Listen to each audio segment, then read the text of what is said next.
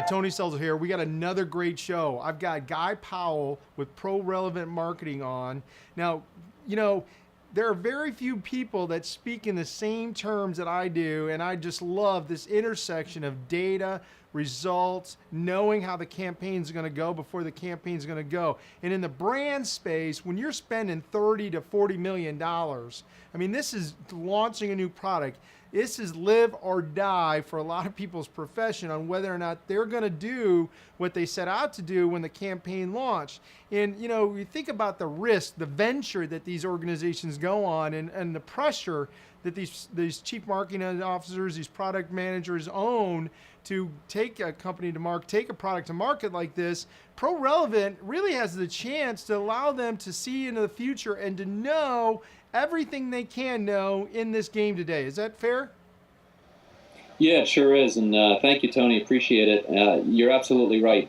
One of the things I think we do is help provide confidence to the team, and not only in that they're doing the right job, but confidence that they are going to succeed, and their brand is going to succeed, and then the company is going to succeed. So, yeah, absolutely right. So really, you know, kind of breaking down for Homer Simpson, like so that we can get our head around it. You know, I mean, I'm one step above Homer, and I know that we've got a lot of people in there that this multi-attribution approach and understanding all the things that affect all the other things in an integrated marketing strategy. When you're spending this kind of money on media and you know, different mediums that you're trying to connect to the buyer, and you're trying to influence them through a life cycle, a consumer cycle, I mean, there's a lot of freaking moving parts here, right? And in understanding which pieces impact the other pieces and how they can break each other, that's part of what you're starting to unveil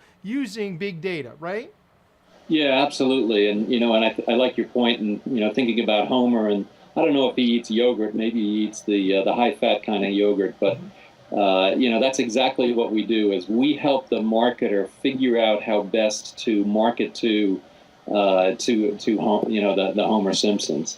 And, you know, so let's take a product launch, if you don't mind. I'll give you a quick example. Sure. Well, if Homer or his wife goes into the store and they can't find the product on the shelf, then they obviously can't buy it. Right. So clearly we need to make sure that we know whether the product is on the shelf, and we need to, you know, put that into our projections as to, you know, what and how and where that product is going to be.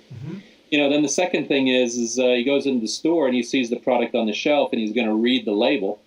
And certainly that has an advertising value. Right. So you need to be able to include that as well. Okay.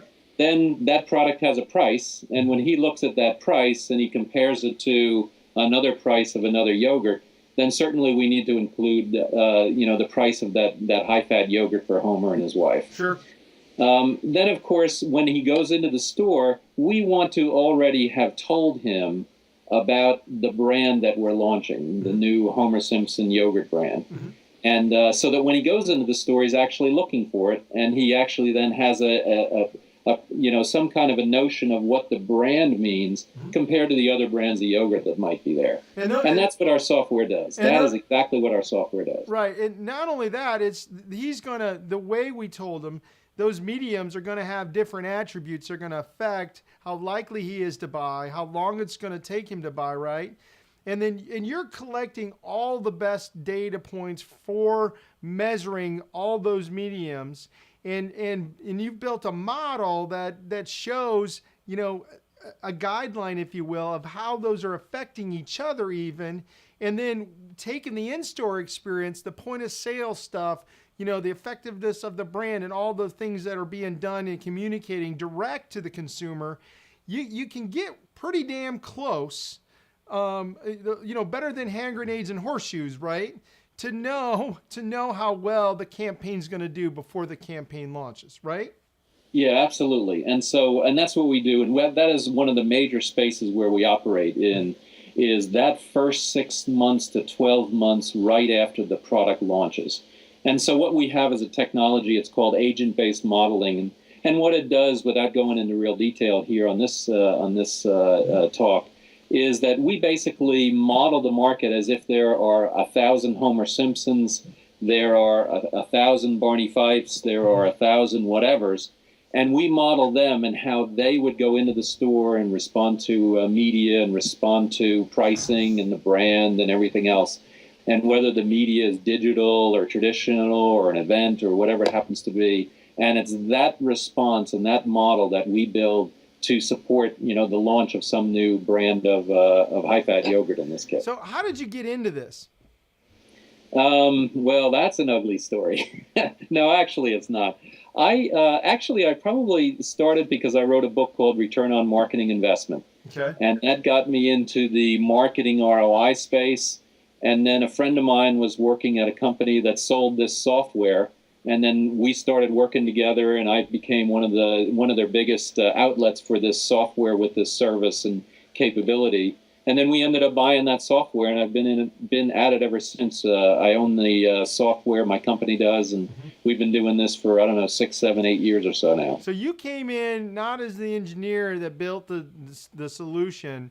You came in as the SME that saw the solution fixing the problem and felt like you could improve it, see the next generation, the product path for that, and allow that to take vision and where it could go. Is that fair?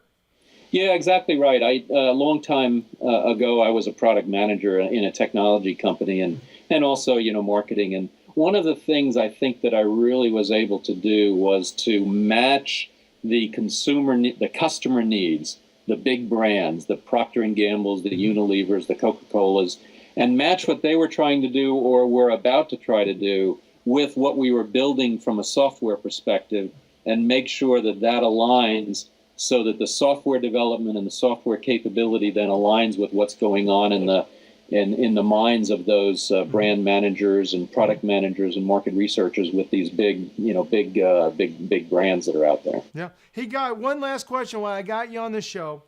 What is the biggest mistake you see these guys making when they're thinking about using a technology like yours? Is it that they don't really believe or understand the impact that the data and understanding what the data tells you can give you as insight? Is that it? I mean, that's to me what I've found. Well, I think there's two things, and that's certainly one of them. One of them is not only the data and being able to use the data, and many of these companies are doing a pretty good job at that already, but it's to combine the disparate sources of data that's out there to bring them into something that's really holistic and complete across all the different data sets. So it's not like, we're just trying to optimize television today, or it's not like we're trying to optimize digital today, but what we're really trying to do is to optimize that whole customer experience and how our TV and our sponsorships and our product placements and our digital and social match with what's going on in the store and the pricing and the shelf and the packaging, so that we really understand which one's driving the right things to get that couple of percent incremental share that you otherwise would miss out on. I think what I've seen is the resistance is that it's the resistance from it going from an art to a science, right? I mean, if Target can know that somebody's 16-year-old daughter is pregnant before the family does, I mean, there's enough data out there on each buyer and each consumer to really utilize a tool like yours to make a better impact in the launch of a $40 million campaign. And I think they're kidding themselves if they don't think that there's a $2 to $3 million increase in potential revenue on something like that. For a tool that costs $100,000 a year, it's kind of they need to catch up. Is that fair? Yeah, I think you're right, and I think the other thing is that and actually you're a little low on the benefit side. You need to multiply that times a factor of 10 or a factor of 50. But one of the things that just this morning I saw an ad for a really cool artistic creative drawing package for an iPad. And I think what we do, and I think this is what you do too, Tony, is we use science to improve the ability to build great creative. So we take science to support the art, and so we're not necessarily taking the creative juices away, but what we're able to do is to enhance those creative juices so that they can really make the best art, so to speak, or in this case, really drive value for the company and in delivering the brand and the product to their consumers. Well said, Guy. It's not or, it's and, right? It's art and science fused together. Good job. I appreciate it, man. Thanks for being on the show.